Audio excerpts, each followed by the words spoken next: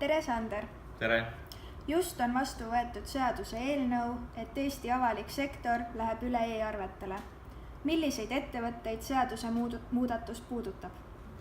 Jaa, tõsi, et eile Riigikogu võttis vastu seaduse, mille raames 1. juulist peab avalikule sektorile esitama e-arveid. Ja see puudutab kõiki ettevõtteid ja ka avaliku sektori asutusi, kes saadavad mingisugusele avaliku sektori asutusele arveid. Kas e-arveid tuleb saatma hakata ka riigiettevõtetele nagu Eesti Energia ja Omniva?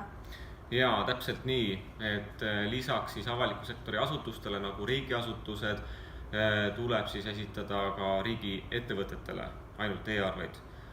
Lisaks veel ka kohaliku omavalitsuse üksused, nagu näiteks koolid või lasteaiad ja ka sihtasutused, nagu näiteks haiglad. Kui lihtne või keeruline on e-arveid saatma hakata ja kuidas see täpselt arvekeskuses käib? E-arveid on tegelikult väga lihtne saatma hakata. Et arvekeskuse kontekstis esimese asjana tuleks vaadata, kas majandustarkvaral on juba arvekeskusega liides ja selle liidese aktiveerimine on mõne kliki kaugusel.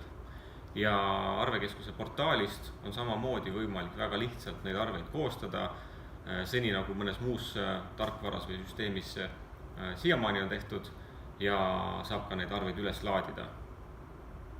Milline on sinu soovitus ettevõtetele, kes täna veel e-arveid ei saada? Kindlasti soovitan e-arveid saatma hakata.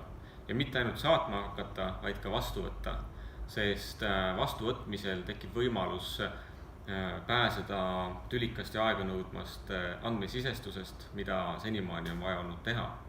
Nii et julgustan kõiki Omnivaga ühendust võtma, leiame teile sobiva lahenduse ja hakkame e-arveldama.